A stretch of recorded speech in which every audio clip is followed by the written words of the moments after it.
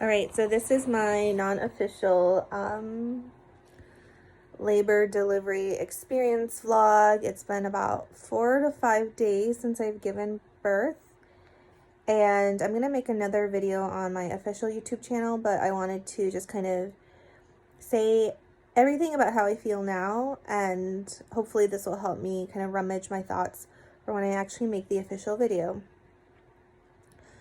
So the main thing I've learned from this experience is nothing in this world is perfect, and a lot of things in life go completely unexpected, and this is why I don't really believe in vision boards, and I don't believe in those, like, that Tony Robbins shit of like creating your master life and stuff, because life just, there's just so many things that happen that you never would have thought, like who would have ever thought this COVID thing would have happened. Obviously, you should have a plan, you should have goals and dreams, but I think I was getting so fed up with, guys, I'm a perfectionist, I have very high expectations, that I didn't really understand how difficult and messy childbirth is. And it's because what you see on social media is not real life. Obviously, Daisy, but because I've never done it before, I didn't know. So all I had to do was like look at labor and delivery vlog stories on YouTube or on Instagram, and it just looked so beautiful, like you have the music flowing, you have the baby crying and the flashbacks and all of that, and it was just so beautiful. So I don't know, I just guess I didn't really realize that, like, of course no one's gonna post the really harsh realities of it. So my labor and delivery was a lot more complicated than I had initially expected. Throughout the whole pregnancy, everything was absolutely perfect with the baby herself. Like, everything was on time, everything was on schedule, just everything was perfect. So when it came to, giving birth, I thought it was just going to be a breeze because I haven't had any complications before. And my mom, she had 2 natural childbirths.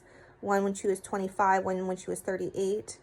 And she was able to deliver vaginally in like 5 to 6 hours without any pain medicine. So I thought it was going to be a breeze for me. So I was planning to go all natural, just do it like my mom did. The first issue was that I was over 8 days past my due date. And they say first-time moms, yes, it does take a while. But I noticed when I started having my first contractions, they weren't getting stronger and faster. They were kind of being constant, and they were kind of consistent. And that should have been a first telltale sign, because from when you get your first contraction to when you give birth should be less than 24 hours. For me, it was almost 4 to 5 days, that whole period. So that should have been a sign. So basically, I think the whole point of why it was so complicated was my contractions weren't strong enough to dilate my cervix to the 10 centimeters that it needed to be. And because of that and my water breaking, like, things just needed to be sped up. And I don't know if this is going to happen the second time, if, the cervix is going to have an issue, or if the uterus is not going to contract.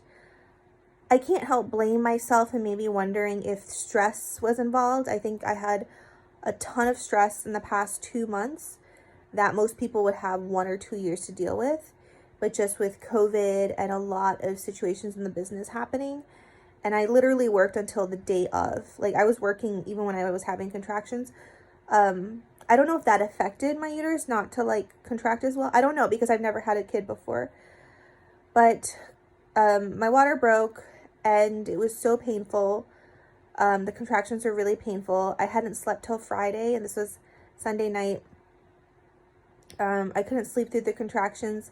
What does a contraction feel like? A contraction feels like a period cramp, and it just gets worse and worse. And then it's combined with that feeling of needing to take the hugest shit you need in your life. So it kind of, the period cramp intensifies, the need to take a shit intensifies, and then it goes down. And it's like that every 3 minutes or whatnot. So go to the hospital, and honestly, we thought we were only going to be there for 2, 3, 4 hours, because when your water breaks, and when I've been contracting for 3 days, I thought I was going to be at like a 6, 7 centimeter dilation. Bam, bada bing, bada boom, whip that baby out. So I went to the hospital, and because of COVID, it was such a surreal experience. I literally was walking up to the hospital ward, like nobody was pushing me around. It was so empty. I felt like I was in a spaceship, and I was leaking amniotic fluid on the floor. Just like, it was just so painful. I was crouching down. I was almost like crawling through the hallway of the hospital because I was in so much pain, but nobody could push me up because like they're really trying to limit the amount of exposure, which I get. So I go in and it's just, I don't know, it was like a spaceship because everyone's wearing masks. Whatever. So they put me in. The nurse is super nice. All the nurses have been really nice. They tested me for COVID. I was negative. And then Bay was able to come in later. He came in, and once he comes in to the hospital, he cannot leave. So he was there. We were there for 5 days, and we hadn't left the hospital for 5 days. And he forgot his phone charger, so that was not good because he couldn't go back and get it. So I didn't have, they asked me about pain management. I wasn't planning on getting an epidural. I wasn't planning on getting Pitocin. I know the risks of those.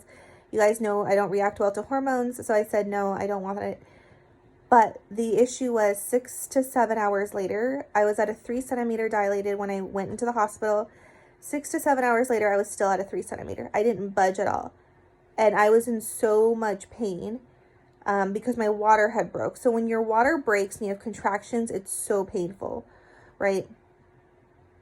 And I was shivering, I was shaking, I was literally like shaking all over the bed because I was in so much pain. And because it had already been 7 hours since my water broke, I needed to give birth within, I think, 14 hours. Otherwise, there was a huge risk for infection, sepsis, all of that kind of stuff. So they said, okay, we're going to put you on Pitocin, which I really didn't want to do because I know, like, it's a scary thing. But it makes sense since my water broke. And then I was like, well, if I'm going to go on Pitocin, I cannot deal with having no amniotic fluid, Pitocin, and no epidural. So I did the Pitocin epidural. The epidural was so scary. I was screaming when the anesthesiologist put the needle in my back. I don't know why I was screaming. It was just, I've never had any kind of spinal surgery. I've never really had like surgery, you know, so I was just screaming. I was imagining myself getting paralyzed for the rest of my life. Like, it was just bad. I was shaking uncontrollably. I was crying. I was literally like, this is not what you want what you want your CEO to look like. So I had that. And then just throughout the whole next, 20 hours, I was just not dilating. No matter how much Pitocin, like every single time the doctor or midwife came around, it was like increase Pitocin. I just wasn't dilating. It just wasn't getting bigger. The cervix was not getting bigger. The contractions were not like regulating itself. So that's what made it really painful because, you know, childbirth is painful in itself, but having that plus just waiting it out is like so bad.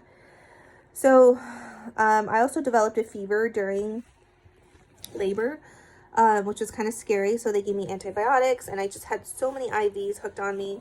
It was so scary. I've never had IVs hooked on me. It was just like, it was so weird. And it's just, I don't know. It was just a weird experience. I also wasn't sleeping.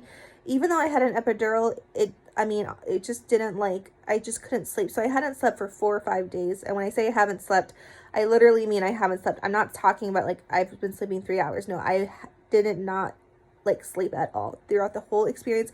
And I wasn't allowed to eat for the entire time. So I was just drinking like cranberry juice and having ice chips. But other than that, I wasn't able to eat. So just think about me not eating, sleeping for 4 or 5 days and undergoing so much pain. So let me tell you, the last 5-6 hours of my labor delivery was pure hell on earth. And I am not sugarcoating this by any means. And if you don't want to hear it, you can leave this video. I thought I was going to die.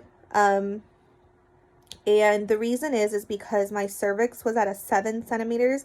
You need to be at 10 centimeters to push, and it wasn't dilating to that 10 centimeters. And the baby's head was so low.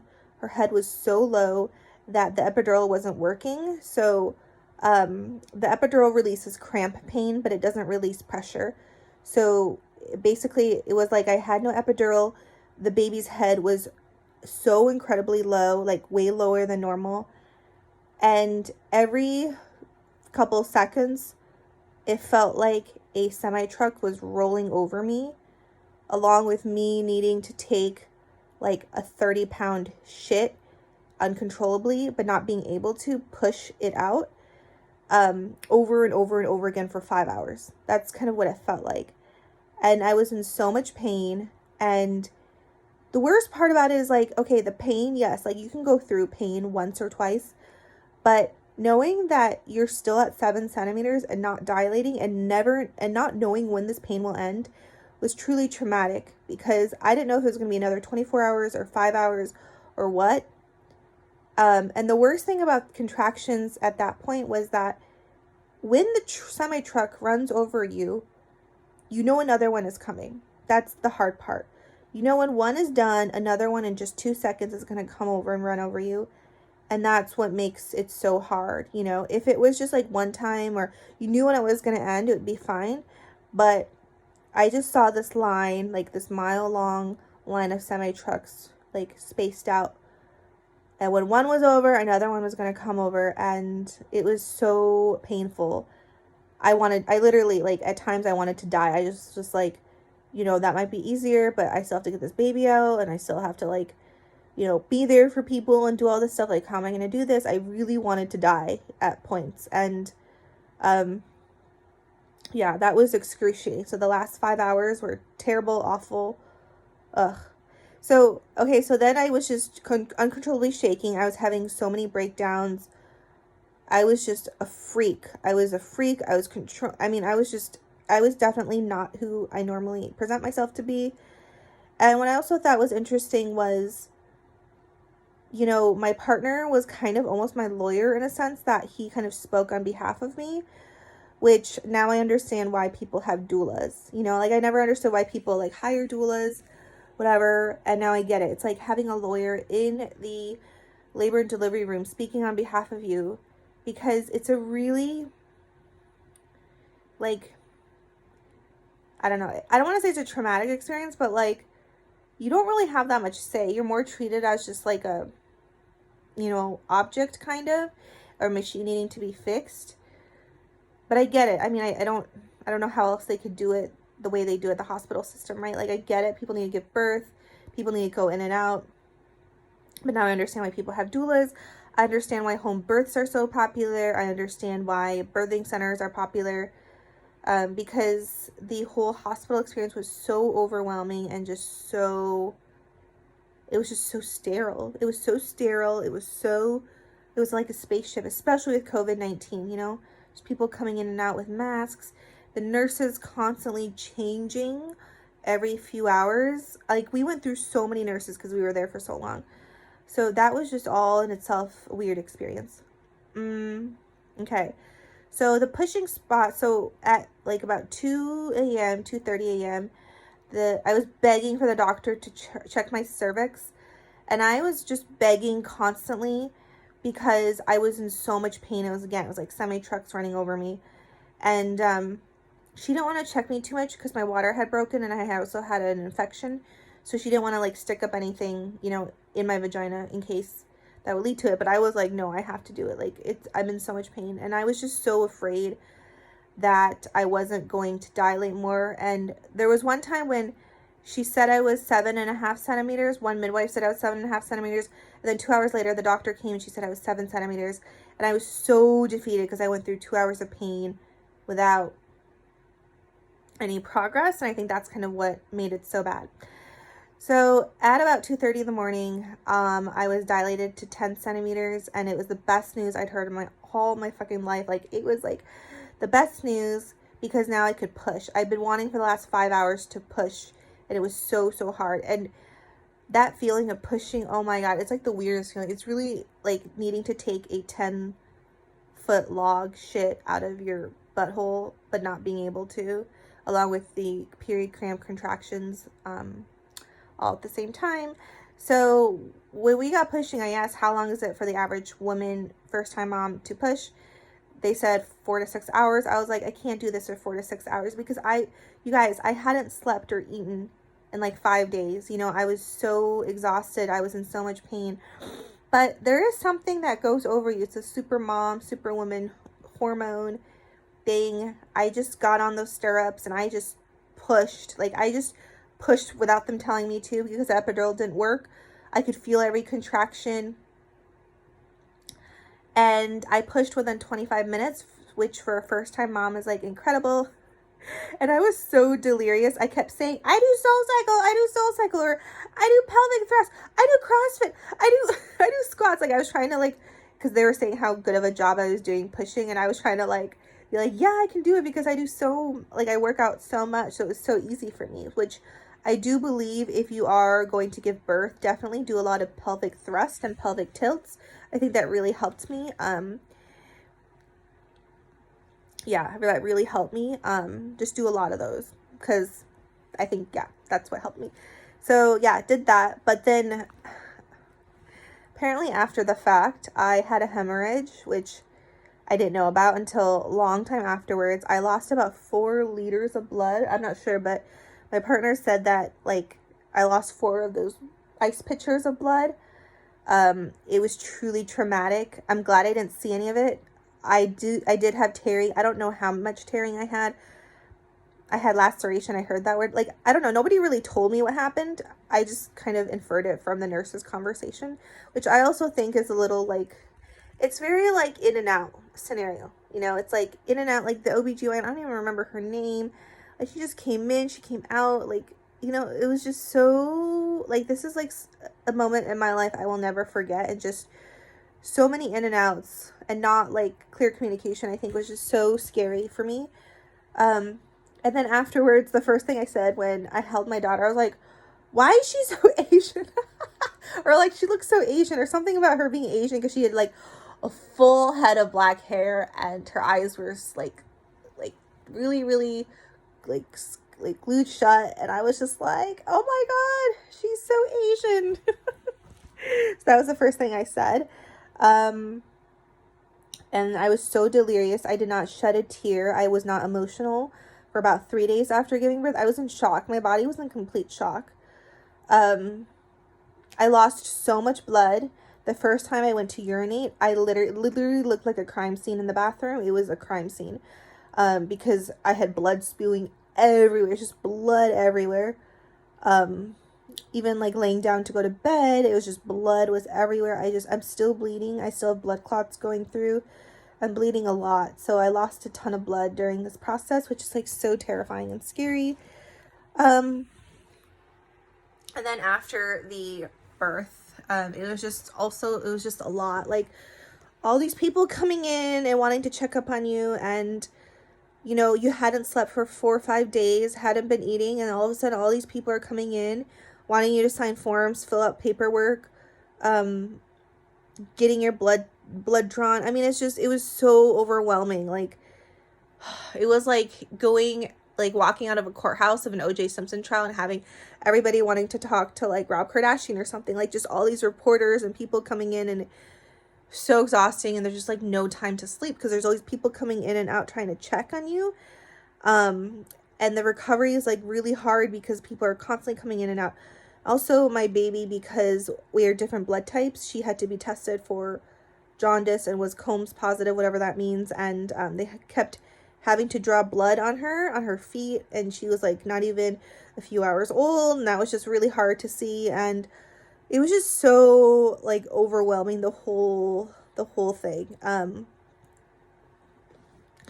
Yeah, and again, it's a combination of just not knowing what to expect, having unrealistic expectations. I thought it was going to be this beautiful journey, I don't know, I saw, who is it, Khloe Kardashian giving birth, and she had her full face of makeup on. Like, you know, you hear these Hollywood women, like, giving birth with, like, beautiful face of makeup and hair, and I was like, oh, I should do that. I even brought my makeup. But, like, this was true, like, such a different experience. So yeah.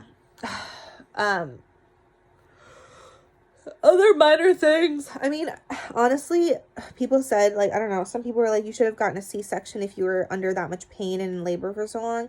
I think I should have, and I think if it wasn't for COVID, I probably would have. I'm not sure. I don't know. I just feel like if it wasn't for COVID, there had just been a lot of different things happening. Also, just like minor thing is like they gave the dads a boxed lunch every meal, and it was the exact same meal. So he had, I don't know, what was it, like 15, 16, 17, 20 of the same meals throughout the experience, because you can't leave the hospital. You can't leave your room. So that was also, I don't know, it was kind of traumatic because it's just like people coming in, fluorescent lights, and everyone's wearing masks, you know, and those face guards, and it's like you're in a freaking spaceship while giving birth. Yeah, so the whole process was incredibly exhausting. And I don't know, it just hasn't hit me yet. I'm still incredibly exhausted. I'm having fevers now. I'm wondering if that's related to just the abnormal bleeding I had. I don't want to go to the ER or urgent care, so I'm just gonna wait it out at home. But my God, it was truly like something I was not ready for. I was not prepared for. And I just wish that somebody would have told me like these things happen and it's okay for them to happen. And like, it doesn't make you or your body or your baby any more or less of anything. It just happens, you know, like, I don't know. I think this whole birth plan is like totally like not needed. Like people have these detailed birth plans. I think it's bullshit. Just like, because you never know, like you never know what's going to happen. Right. Yeah. So it's over. I'm so glad it's over.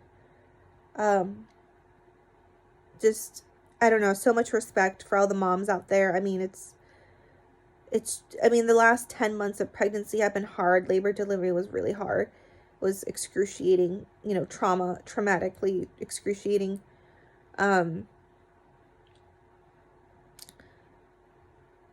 I just can't imagine, you know, in the old days, in the 1900s, if my situation would have happened 100 years ago, I probably would have died. Me and my baby probably would have died. I don't know. Like, I'm not sure, right? That's really scary to think about. And that's why they say childbirth is so dangerous. And now I get why, you know, there's so many things that can go wrong. Like every tiny little thing needs to line up for you to have like a normal, healthy delivery. But if one tiny thing goes wrong, like in my case, everything else goes wrong, you know, and that can bring up a lot of complications, and it's scary. And that's why, you know, in the old days when women were to give childbirth, you needed to write a will, you know, and that's why, you know, men had so many wives, because a lot of women would die in childbirth or their babies would die. And it's still not unheard of for women to die in childbirth, or for, you know, the baby to be stillborn or have problems afterwards. And thank goodness that, you know, during the entire pregnancy and everything, you know, she had a very strong heartbeat, which is why the doctor was not going to also give me a C-section. I was praying for a C-section. I was like, you got to give it to me. I feel like literally the semi-trucks, just like miles long line of them. But yeah, it's just like scary, you know, childbirth is really scary. And, I don't know, like for the next kid, I do want to have like two kids, maybe. I don't know. We'll see.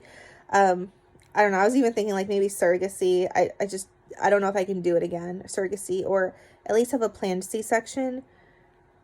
I don't know. I just don't want to go through that ever again. Just the long, laborious labor that just never seems to end. Oof. But overall, baby is healthy, mom is healthy, dad is healthy, and just need to get some sleep. There's also other things I've learned, like, other things that happened was like I wasn't able to breastfeed at all, and the nurses kept trying to push me to breastfeed, and I just wasn't producing any milk or colostrum. So the baby was just screaming at the top of her lungs and just being super fussy. And again, we hadn't slept in like 5 days. I just felt so much pressure to breastfeed. And so right now we're on day 4 of her life. So we're just doing like half breast milk, or like a quarter breast milk and then 3/4 formula. And there's just a lot of shame in that, you know, like a lot of, I don't know, there's just a lot of shame and like not breastfeeding I've noticed. And I get now why there's this movement or whatever. honestly, I really think I'm still under a lot of stress and I'm still in shock and I still need to recover. And once that happens, hopefully my milk will come back and all that stuff. But it's just, I've noticed like there's just so much judgment and so much, criticism towards everything that, I've already experienced it. Just this whole like, you should breastfeed, you shouldn't be using formula. Well, my baby's screaming and I can't produce milk. So what am I supposed to do? Like let her starve, Like things like that. And also just like when to go back to work. Like my parents, like they have this thing in Chinese. It's like you rest for a whole month. Like you don't even get out of bed. You don't even take a shower. You don't even drink any cold water. And they don't want me to do any work. I mean, it's just, and then, I don't know, it's just like, there's just so much guilt. Like, if you go back to work too early, or if you don't work, or whatever, like, there's so much guilt either way. And I already can see it. I already can see it coming. So, I don't know. I just think what's most important for me now, honestly, is to get rid of this fever, figure out what's causing it, because it's driving me insane. And then I can focus on, like, the recovery process, and just spending some time. This is honestly the last 2 months of my life here have been the most stressful 2 months I can imagine. Like, just a lot has happened, and any one of those events would have been super stressful, but putting all of that plus COVID plus squeezing them in the 2 months plus everything that happened is just like, I'm still like in shock. I'm still having trauma over it, kind of. So yeah, anyways, if you're gonna give birth, good luck. Bye.